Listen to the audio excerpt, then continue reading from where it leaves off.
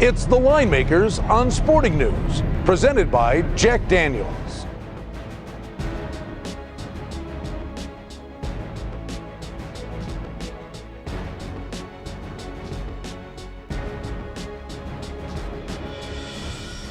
AFC North foes going at it this week and maybe next week. Cincinnati hosting Baltimore.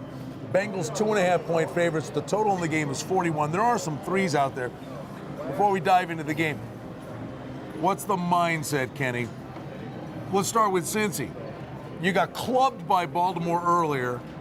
Do you come out and get after them? Well, you got the snot beat out of you the first week of the season. That's what they said. And now if you win this one, you play them again. If Cincy wins, these two clubs will meet up in round one of the playoffs. I think that gives your team confidence that you just beat a team the week before.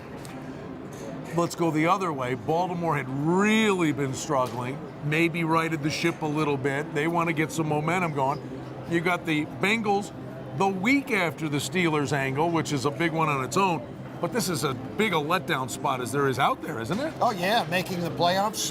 You beat the Steelers, your biggest rival, and you're in the playoffs. Yeah, it is a letdown, but you're playing a team that did beat the heck out of you in week one. And I still don't think Baltimore is that good of a football team or that strong.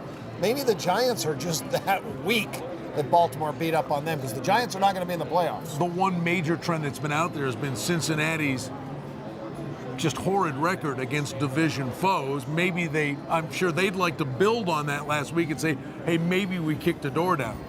And Marvin Lewis himself in the last 3+ years, 12 and 19 ATS at home. So that's against everybody he's played at home. He does not cover at home, and he cannot beat his division. Wow, tough one. There's 2.5s, there's 3s out there.